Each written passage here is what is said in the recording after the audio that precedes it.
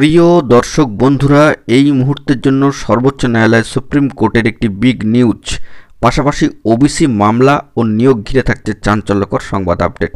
অবশ্যই সবটা দেখে নিন, আর্জেন্ট ভিত্তিতেই ভিডিওটাতে ক্রিয়েট করা। ভিডিওটিকে শেষ পর্যন্ত ওয়াচ করবেন, কোনোভাবে কিন্তু স্কিপ করবেন না। চ্যানেলটিকে অতি অবশ্যই সাবস্ক্রাইব করে নিয়ে সঙ্গে থাকবেন। চলুন কথাবার্তা না বাড়িয়ে আমরা মূল টপিকে ফোকাস করি। বন্ধুরা, এই মুহূর্তে দাঁড়িয়ে সুপ্রিম কোর্টের গুরুত্বপূর্ণ স্ট্যাটাস উঠে আসছে ওবিসি মামলার ক্ষেত্রে এবং নিয়োগকে কেন্দ্র করে। চাঞ্চল্যকর সংবাদ, চলুন সরাসরি অন স্ক্রিনে।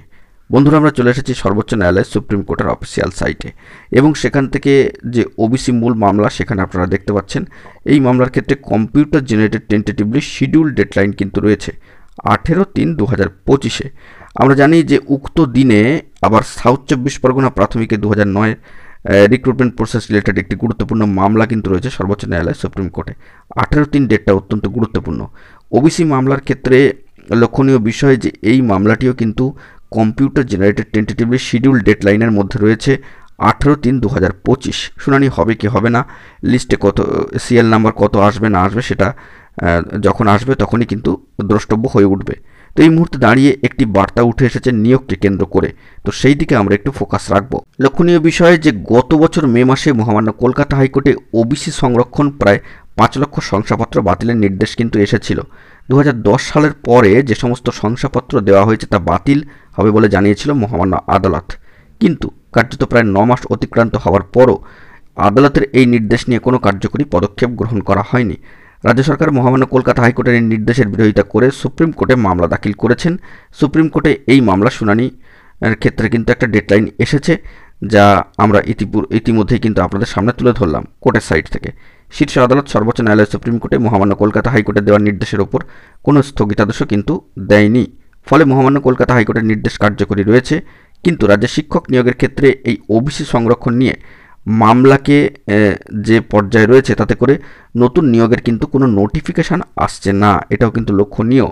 কার্যত প্রাথমিকের ক্ষেত্রে লক্ষণীয় বিষয় যে প্রাথমিক শিক্ষা পর্ষদ গুরুত্বপূর্ণ শূন্যপদ এবং যে শূন্যপদের যে খতিয়ান সেই সংক্রান্ত বিষয়গুলো তথ্য আনবার ক্ষেত্রেও এবং নতুন নোটিফিকেশান প্রকাশ করার ক্ষেত্রেও এই ওবিসি ইস্যুটাকে কিন্তু সামনে এনেছিলেন, যে কার্যত ওবিসি মামলা কিন্তু চলছে। প্রাথমিক শিক্ষা পর্ষদের সেই গুরুত্বপূর্ণ প্রেস বিজ্ঞপ্তি থেকেও কিন্তু বিষয়টা স্পষ্ট হয়েছিল।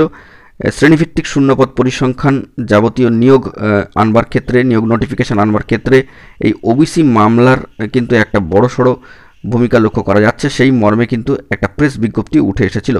কার্যত নিয়োগ বন্ধ রাখা নিয়ে পর্ষদ কর্তৃপক্ষ প্রার্থীদের জানিয়েছিলেন যে ওবিসি সংক্রান্ত মামলা থাকায় এখন নিয়োগ প্রক্রিয়া শুরু করা যাচ্ছে না। তো বুঝতেই পাচ্ছেন এই মামলার নিষ্পত্তি হওয়া কিন্তু অত্যন্ত প্রয়োজন।